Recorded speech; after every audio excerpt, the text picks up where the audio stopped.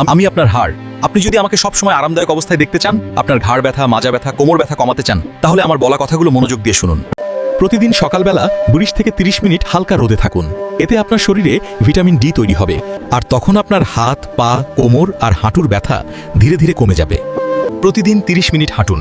Free hand ব্যায়াম, নামাজ, যোগ ব্যায়াম চালু রাখুন, কারণ হাড় নড়াচড়া না করলে দুর্বল হয়ে যায়। মোবাইল বা ল্যাপটপ ব্যবহার করার সময় হাড় বেশি ঝুঁকাবেন না। চেয়ার টেবিলে সোজা হয়ে বসুন, তাহলে আপনার হাতের হাড়, কাঁধ আর ঘাড়ের ব্যথা কমে যাবে। আমাকে শক্ত আর ভালো রাখতে চান? তাহলে দুধ, দই, ছানা আর পনির খান। হাড়ের ব্যথা আর প্রদাহ কমাতে চান? তাহলে ডিমের কুসুম, ইলিশ আর ছোট মাছ যেমন কাচকি, শিং, মলা খান। এই মিয়া, হাড় আর পেশির শক্তি বাড়াতে চান? তাহলে পেঁপে, কমলা আর কলা এই ফলগুলো খান। দীর্ঘ সময় এক জায়গায় বসে থাকা এবং হঠাৎ করে ভারী ওজন তোলা থেকে বিরত থাকুন। আজ তোমার কারণেই আমি দুর্বল হয়ে পড়েছি, কারণ তুমি বেশি ধূমপান করেছো, অতিরিক্ত লবণ খেয়েছো আর বেশি চাউ কফি পান করেছো।